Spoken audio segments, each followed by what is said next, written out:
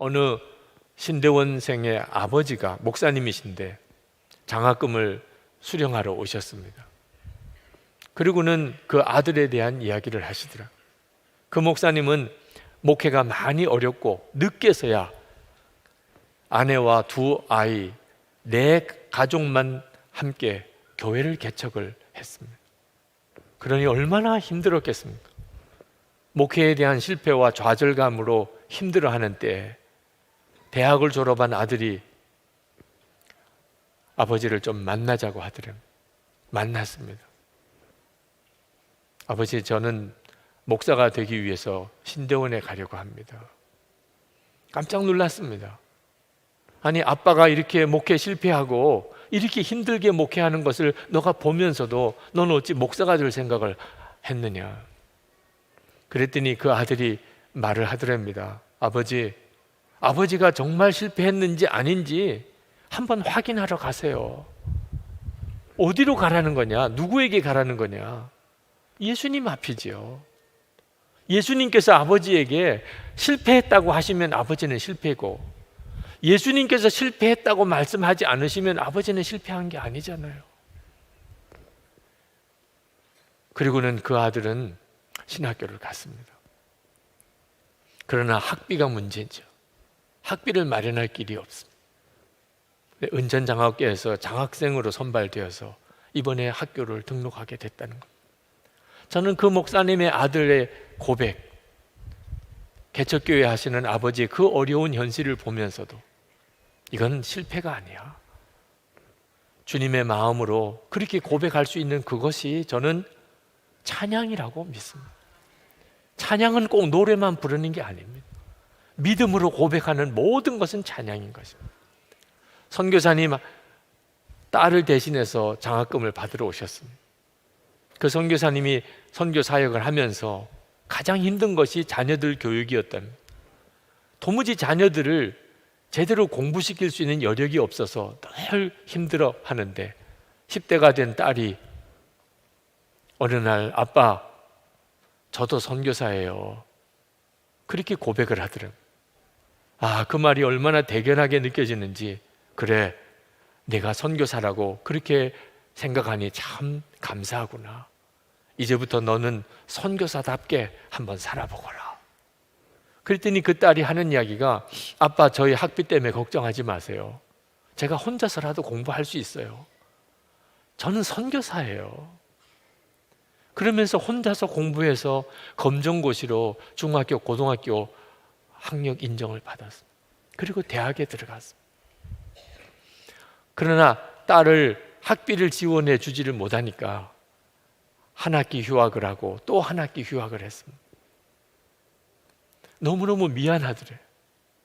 근데 그 딸이 하는 이야기가, 아빠, 나 선교사예요. 괜찮아요. 선교사는 그래도 괜찮아요. 그런데 은전장학교에서 장학생으로 뽑아주어서 학교에 등록을 할 수 있게 됐다고 고백을 하더라고요. 그 선교사님의 딸 언제 한번 만나보고 싶어요. 네. 그가 노래 부른 건 아니지만 그의 고백은 하나님 앞에 드려지는 찬양이죠. 이것이 하나님을 전적으로 의지하는 자의 고백입니다. 하나님을 가장 잘 의지하고 믿었던 사람을 꼽으라면 성경에 나오는 인물 말고는 조지 밀러 목사를 아마 대부분 꼽을 것입니다. 조지 밀러 목사님은 술주정뱅이고 그리고 도벽이 있었습니다. 그래서 감옥에도 갔다 온 사람. 그가 20살 때까지는 참 방황했습니다. 그런데 20살에 그가 예수님을 영접하고 거듭났습니다. 그 이후에 73년 2개월 그는 전적으로 하나님만 의지하고 살았습니다. 전적으로 하나님께 기도하고 하나님의 응답으로 살았습니다. 그는 자기 혼자서 그저 잘 먹고 잘 산 것도 아닙니다. 고아들을 10,000명이 넘는 고아들을 그가 먹이고 입히고 그리고 길러냈습니다. 200명의 선교사님을 도왔습니다. 42개국을 돌아다니면서 300만 명에게 복음을 전했습니다. 엄청난 일을 했습니다. 전적으로 하나님만 의지하고. 존 파이퍼 목사님이 이 조지 밀러 목사님의 삶과 그리고 사상과 사역에 대해서 그가 강연을 하면서 맨 마지막 부분에 조지 밀러 목사님의 우리를 향한 호소를 그 책 맨 마지막에 덧붙였습니다. 저는 오늘 설교를 마무리하면서 그 조지 밀러 목사님의 호소를 여러분에게 마지막 결단을 위해서 들려드리고 싶습니다. 이렇게 조지 밀러 목사님이 말씀했습니다. 사랑하는 그리스도인들이여, 모든 염려와 무거운 짐과 필요를 다 하나님께 맡기는 행복한 길을 가지 않으렵니까? 이 길은 나처럼 여러분에게도 열려 있습니다. 누구나 마음을 다하여 주님을 신뢰하고 주님께 모든 짐을 내려놓고 곤고한 날에 그분을 부르도록 초대와 명령을 받았습니다. 그리스도 안에 있는 형제들이여, 이렇게 살지 않으시겠습니까? 그러기를 진정으로 바랍니다. 여러분에게 어떤 어려움과 부족함이 있을지라도 평안하고 즐거운 마음을 유지하게 되기 바랍니다. 살아계신 하나님, 하늘 아버지가 여러분을 돌보신다는 것을 여러분이 알고 있기 때문입니다. 여러분, 정말 조지 밀러 목사님이 그렇게 살았던 것처럼 우리도 그렇게 살 수 있습니다. 또 그렇게 살아야 합니다. 그게 예수를 믿는다는 것입니다. 그러나 여러분 중에는 조지 밀러 목사님처럼 일생 5만 번 기도하고 응답받고 오직 기도로만 하나님만 의지했던 그 삶을 내가 어떻게 살 수 있겠어? 마음이 답답하고 자신이 없는 분들이 상당히 많이 있으실 겁니다. 근데 여러분, 왜 그런 마음이 드는지 아십니까? 여러분이 하나님을 제대로 의지하며 살아본 경험이 부족하기 때문에 그렇습니다. 만약에 이 시간 여러분에게 여기 나와서 악기를 연주하라고 하면 악기 연주할 줄 모르는 사람은 아마 거의 멘붕 상태가 될 겁니다. 만약에 여러분에게 요리를 하라고 하는데 한 번도 요리를 해본 사람이 없는 사람이라면 아마 그는 너무너무 난감할 것입니다. 여러분이 영어를 잘 하지 못하는데 영어 통역을 하라고 만약에 시킨다면 아마 다 정신이 하나도 없게 될 것입니다. 왜 그렇습니까? 안 해봤기 때문에 그런 겁니다.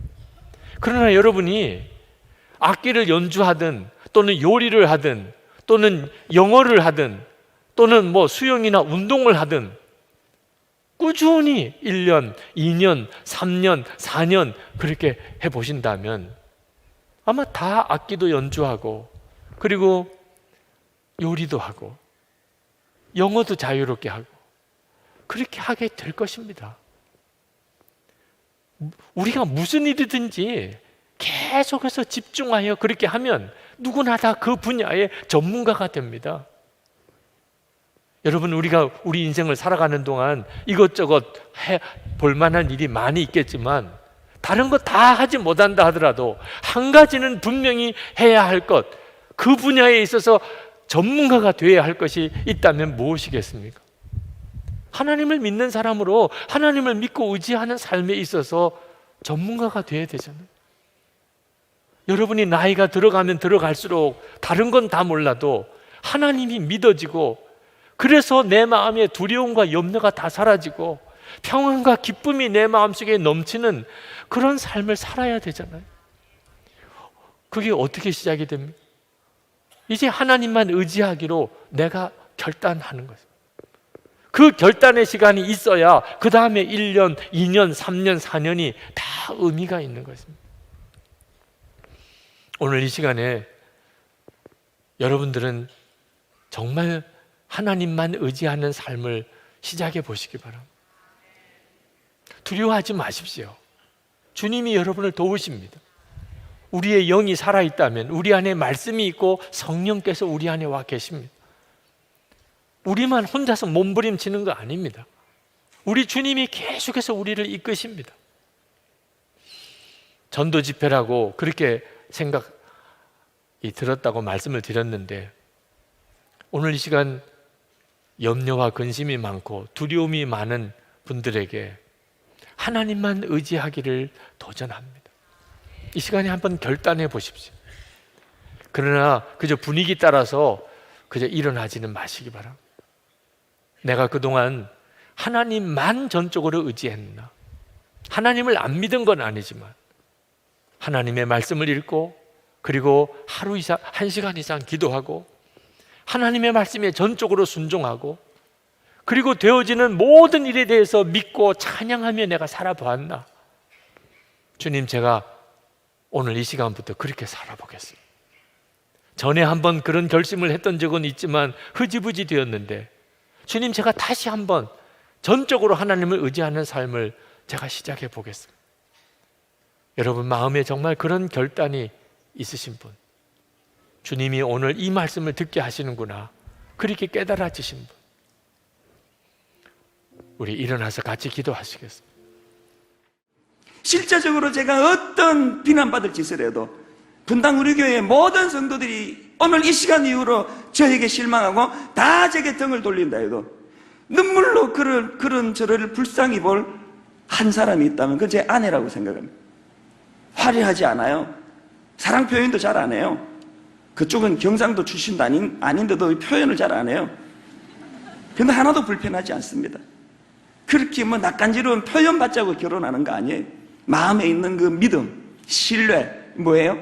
이 여자는 내가 아무리 타락의 구렁텅이로 빠진다 할지라도 성도들 중에는 상당 부분이 제 기능을 보고 찾아와요. 내일이라도 당장 새벽기도 은혜가 안 되면 안 나와요. 안 나올 뿐이 절반이에요.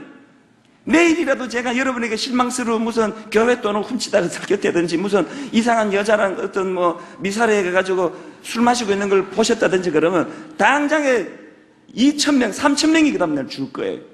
상당히 많은 분들은 저를 아가피로 다가오는 게 아니라 제 기능을 보고 원래 사랑에는 그렇게 시작하지만 그러나 저는 너무너무 확신하는 것, 내가 어떤 타락의 자리에 빠진다 할지라도 내 아내는 끝까지 나를 보듬어 줄 사람입니다. 나와 함께 할 사람입니다. 놀라운 건요, 이런 사랑의 확신이 저의 타락을 막아주는 힘이 되더라는 겁니다. 이런 아내에게 내가 절대 부끄러운 짓 하지 말아야지. 누구 앞에서 내가 부끄러운 짓 안 해야 되지만 나를 믿어주는 내 자식들한테 부끄러운 인생을 살지 말아야지. 이게 함께의 정신이에요. 저는 여러분이 함께 나눌 배우자와의 관계가 지금 문제가 많다고 생각합니다. 대화를 많이 안 나누어서 문제가 아니고 돈 많이 못 벌어주는 게 문제가 아니고 이런 함께의 정신으로 신뢰하고 믿어주는 이것이 흔들리는 게 사단이 노리는 거라고 생각합니다. 여러분, 사랑은 함께 하는 거예요. 오늘 여기 귀한 분들을 초청했습니다. 우리 해외 선교부에서 참 잘한 일이에요. 우리가 100교회 돕기 프로젝트라고 해서 그 조금 도와드리는 일이 있고요. 그리고 농어촌 교회, 미자리 교회, 우리가 뭐 많이도 아니에요. 그냥 조금씩 도와드리고 있지만 이번에 이 특세에 그 이웃 사랑부가 초청했는지 해외 사랑부가 초청했는지 하여튼 교회에서 초청을 했는데 이분들이 지금 사모님과 목사님들이 한 100여 분 지금 여기 와 계세요. 그래서 마음이 너무 흥분이 돼요. 오늘 이런 천국잔치에 사실은 예수님 아니고는 알 필요도 없고 알 이유도 없는 또 아무런 관계가 없는 사랑하는 목회자들을 초청해서 함께의 정신으로 예배를 드릴 수 있다는 게 이게 얼마나 기쁨인지 몰라요. 분당 우리 교회는 이런 사랑의 기쁨을 더 많이 나누는 교회가 되기를 원합니다. 이따가 우리 이 목사님들을 위해서 이 교역자들을 위해서 기도하는 시간을 우리 가져야 한다고 생각합니다. 빌립보서 2장 17절에 바울이 이렇게 피력합니다. 만일 너희 믿음의 재물과 섬김 위에 내가 나를 전제로 드릴지라도 나는 기뻐하고, 그 다음 보세요. 너희 무리와 함께 기뻐하리니. 아무리 사명이 고통스럽고 이것이 죽음과 맞바꿀 수 있는 너무너무 힘든 상황이라도 이 아픔을 함께 나눌 너희들만 있다면 나는 기꺼이 이것을 감당할 힘이 있다, 능력이 있다, 이렇게 이야기합니다. 고린도전서 12장 26절에도 만일 한 지체가 고통을 받으면 모든 지체가 함께 고통을 받고 한 지체가 영광을 얻으면 모든 지체가 함께 즐거워하느니라. 어제도 당부드렸습니다만 여러분, 찬양대라든지 뭐 성가대라든지 뭐 안내봉사부, 주차부, 또 뭐 이웃사랑부, 해외선교부, 여러분 무슨 과업을 수행하는 전사처럼 그렇게 행동하지 마십시오. 왜 좋은 일을 하자면 자꾸 화를 내고 혈기를 부리세요? 여러분 무슨 과업을 수행하는 전사가 아니에요. 사랑하러 모인 거예요. 우리 주차부가 저렇게 대박이 터지는 봉사가 가능한 이유가 어디 있는지 아십니까? 가보면 자기들끼리 너무 사랑해요. 너무 유해져요. 일부 성가대 매주 주일 새벽 5시 50분부터 연습을 시작합니다. 이걸 1년 12달 쉬지 않고 합니다. 그런데 2부, 3부, 4부 성가대도 뭐 대박이지만 가장 열심히 내고 뜨거운 부서가 보면은 저는 일부같이 느껴져요. 가만히 들여다보면 일부 안에서 성가대라 찬양이라고 하는 어떤 과업 수행이 아닌 것 같아요. 가보면 막 자기들끼리 얼마나 즐거워하는지, 무슨 간식 갖고 와가지고 같이 나누어 먹고 기뻐하고 즐거워하는 거예요. 여러분, 어느 부서에서 섬기는데 자꾸 뭔가 불평이 나오세요? 이놈의 교회는 왜 이 모양이야?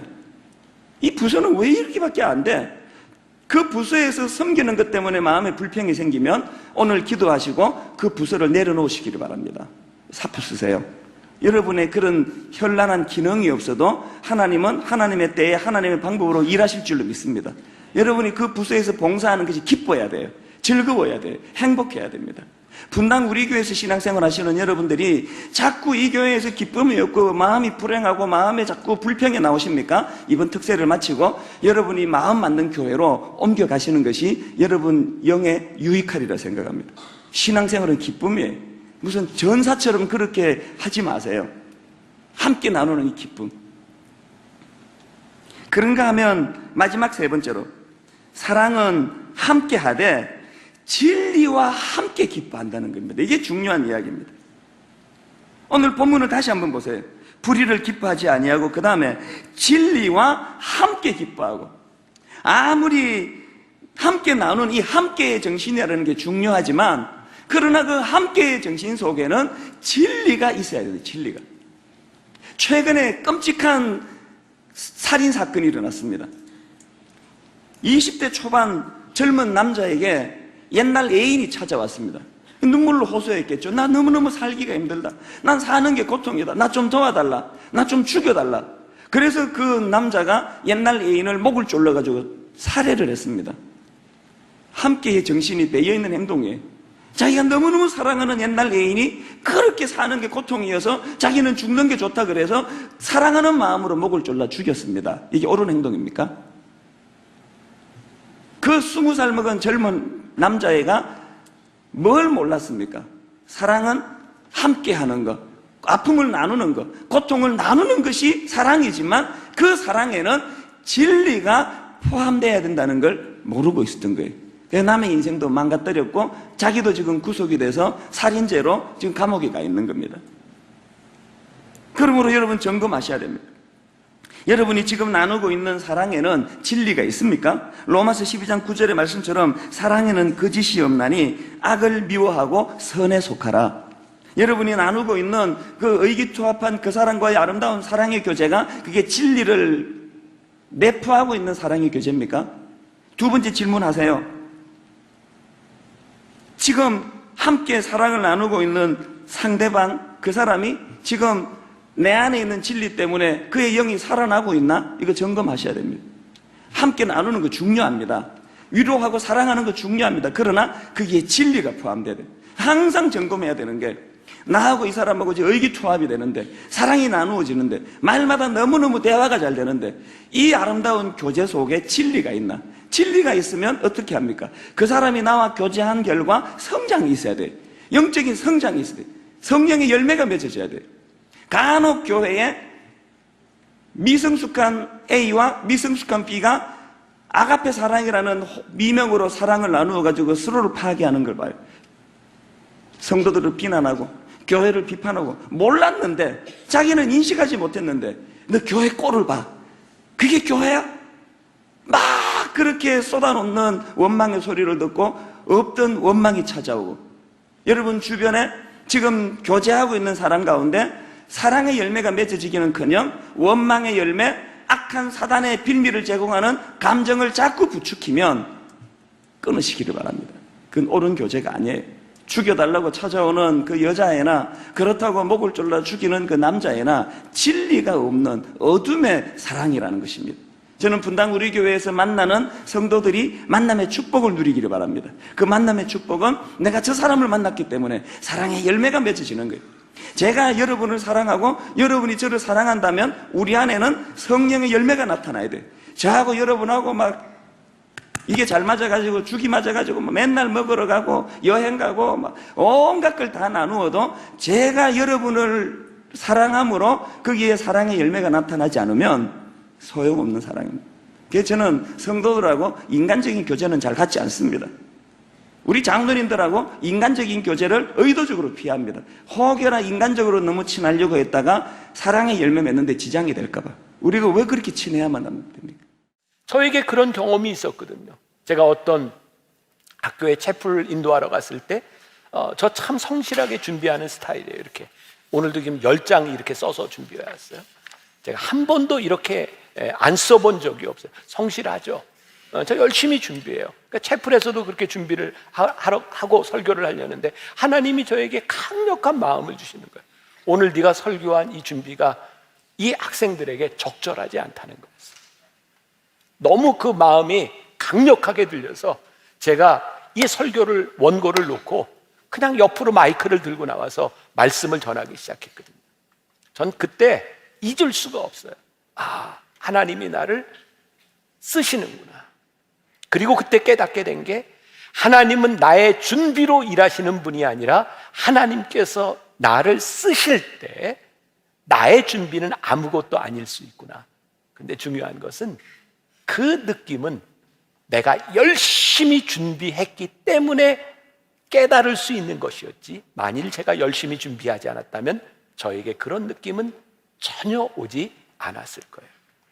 우리가 하나님을 신뢰하고 내가 예수 안에 거한다고 하는 것은 우리들이 아무것도 하지 아니하고 하나님 알아서 하세요라고 하는 것이 아니라 내가 하나님을 믿고 의지하기 때문에 하나님 쓰실 수 있도록 나를 전적으로 내어놓고 하나님의 임재를 느끼며 하나님의 임재 안에서 나를 내려놓을 수 있는 준비가 되는 것이 저는 예수 안에 사는 사람들의 삶이라고 믿거든요. 우리가 하나님을 믿는다고 하는 것은 우리들의 삶의 직무를 유기하는 것이 아니에요. 우리들이 믿음으로 열심히 살아가는 것이죠. 그 말은 우리들에게 주어지는 환경 때문에 내가 흔들리지 않겠다고 하는 고백이고, 우리들이 하나님의 말씀을 따라 살아갈 때, 하나님의 음성을 따라 살아갈 때에 우리들이 풍성한 열매를 맺을 수 있다고 하는 믿음의 고백입니다. 옛날 드라마인데 박신양하고, 아이고 또 잊어버렸다, 여자 파리의 김정은. 내가 10시 예배 때도 그랬어. 성경 부를 때도 그렇게 대답을 잘해달라고 내가 10시 예배 때도 얘기했는데, 네, 박신양하고 김정은이라는 그 배우가 나오는 거죠. 여러분들 파리의 여인 기억나세요? 박신양이 이렇게 피아노 치고 노래를 하고 이렇게 했던 멋진 대사가 있죠. 내 안에 너 있다. 그래서 그 당시 한참 유행했던 게 내 안에 너 있다. 사실 내 안에 너 있다 이거 아무나 할 수 있는 말인데, 그 파리의 여인 내용은 뭐 잘 기억이 나지 않지만 그 여러 가지 우여곡절을 통해서 고백했던 내 안에 너 있다라는 말이에요. 예수님이 우리 안에 계시고 내가 예수님 안에 있다고 하는 것은 그냥 평범한 환경 속에서 이루어지는 것이 아니라 어떤 환경 가운데도 내가 주님을 의지하며 주님 내 안에 계십니다 라는 고백이에요.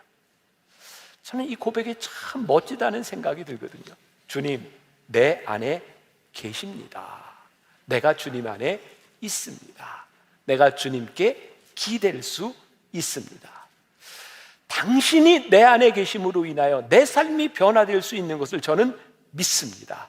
주님이 내 안에 계시니 내 삶에 새로운 역사가 일어날 수 있다는 것을 제가 믿습니다. 나는 참 포도나무요 너희는 가지니 너희가 내 옆에 붙여 있으면 너희들이 풍성한 열매를 맺을 수 있어. 이 믿음의 고백을 우리들이 하는 거죠. 이 존 맥스웰이 쓴 열매 맺는 지도자에 보면, 제가 오늘 책 얘기를 많이 하는데 이 책도 참 좋은 책, 오래된 책인데 이 안에 그런 이야기가 나와요. 어떤 깊은 계곡에 이제 다리가 하나 나 있는데 거기에 코끼리가 다리를 건너가게 되는 상황이에요.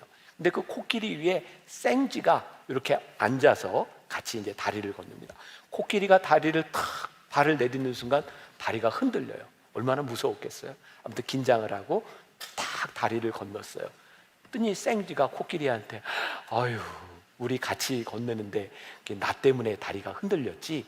라고 이야기를 해요. 웃기는 얘기죠. 그럼 다리가 흔들린 건 생쥐 때문일까요? 코끼리 때문일까요? 코끼리 때문에 흔들린 거예요. 자기는 그냥 얹혀간 거예요. 그러면서 이 책에서 그런 얘기예요. 백마 신드롬.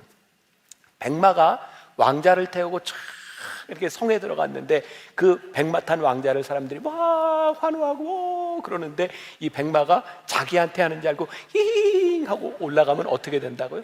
바로 맞아 죽어요. 왜? 그럼 왕자가 떨어지니까. 백마는 자기 때문에 사람이 환호하는 것이 아니라 자기 위에 왕자 때문에 환호한다는 것을 알아야 되는 거예요. 우리가 예수 안에 거한다고 하는 이 믿음이 우리로 하여금 아주 겸손하게 만들어져요. 우리가 열매를 맺는 것은 내 능력이 아닙니다. 주님께서 나로 하여금 이 열매를 맺게 하셨습니다. 그래서 예수 안에 거하는 사람들에게 나타나는 중요한 표징이 있다. 열매 가운데 겸손이 있고 그 열매를 통하여 하나님께 드러나는 영광이 있다. 제가 요 근래 계속 그런 얘기를 하고 있어요. 하나님 정말 저에게 깨닫게 하신 일이 있는데 그게 뭐냐면 우리들의 삶을 통해서 하나님이 영광을 받으실 때 하나님이 기뻐하시는 일일 때 그 삶이 정말 하나님 기뻐하시는 일이군요. 오늘 비유해 보니까 아버지는 농부라 그러셨어요. 그러면서 2절에 보니까 농부는 열매를 잘 맺기 위해서 가지를 잘라버리기도 하고 또 깨끗하게 하신다 그랬어요. 오늘 우리 유스 콰이어, 유스 오케스트라 또 오늘 아이들이 이렇게 세례식을 했는데 이렇게 아이들 행사할 때만 되면 이렇게 카메라를 찍는 분들이 많이 있죠. 저는 누구 엄마고 누구 앤지 알아요. 찍는 사람들은요 다른 사람 아무도 신경 안 쓰고 자기애만 찍어요. 그렇죠. 사람들은요 여러분들한테 별로 신경을 안 쓰는데 여러분들 교회 올 때 옷도 이렇게 잘 입고 뭐 잘못된 거 없나 이렇게 보고 오셨죠? 아니에요? 사람들은 여러분들한테 별로 신경 안 써요. 나는 나에게 신경을 쓰고 내가 관심을 가지고 있는 사람에게 신경을 쓰는 거예요. 오늘 성경이 뭐라고 얘기하세요? 아버지가 농부가 되셔서 너희 인생에 풍성한 열매를 맺게 하도록 너희 가지 중에 잘못된 가지가 있으면 아버지께서 그 가지를 제해버리셔. 우리가 이 포도나무 비유 가운데 들어와 있을 때 지금 여러분들의 인생에 어떤 분들은 가시가 잘라지는 아픔을 경험하는 사람이 있어요. 근데 우리들이 어떻게 깨달아요? 하나님 아버지께서 내 인생에 잘못된 가지를 제해 주시는구나. 그리고 우리를 깨끗하게 하시려고 하나님께서 우리의 인생에 손을 대신대요. 어제였어요. 우리 어린아이들 이렇게 세례식을 거행하는데 제가 다 세례식을 거행하고 난 다음에 아이들이 하얀 옷을 입고 있더라고요. 얘들아, 너희들이 왜 하얀 옷을 입고 있는지 아니? 근데 애들이 대답을 안 해요. 대답을 안 하면 제가 대답을 하죠. 그래. 왜냐하면 너희들이 하얀 옷을 입고 있는 것은 너희들이 세례를 받는 순간 하나님이 너희를 깨끗하게 하셨다는 얘기야. 너희들 이 깨끗한 옷에 누가 조그만 무슨 연필로 혹은 매직으로 조금만 이렇게 표시를 해도 그게 드러나지 않겠니? 하나님이 너희를 깨끗하게 하신다는 말은 너희들 알고 순결하게 하신다는 말은 너희들의 인생에 오점이 있을 때 너희들의 죄가 있을 때 하나님이 이 모든 것을 명확하게 드러나게 하신다는 거야. 제가 아이들한테 이런 얘기를 하면서도 멋있는 거예요. 제가 참 어떻게 아이들한테 이렇게 잘 설명을 할 수 있을까? 하나님이 여러분들에게 풍성한 열매를 맺게 하시고 여러분들을 깨끗하게 하신다는 것은 우리들이 예수 안에 거한다고 하는 것은 우리들의 삶을 풍성하게 하기 위하여 우리들의 잘못된 가지를 잘라버리시고 여러분들을 깨끗하게 유지하기 위하여 여러분들의 죄를 사하시는 일이 우리 가운데 일어난다는 겁니다. 예수 안에 거하는 삶. 오늘 여러분들이 예배를 마치고 이 세상에 나아가서 예수 안에서 예수님이 주시는 비전과 예수님이 주시는 마음을 가지고 한 주간을 승리할 수 있기를 주님의 이름으로 간절히 축원합니다.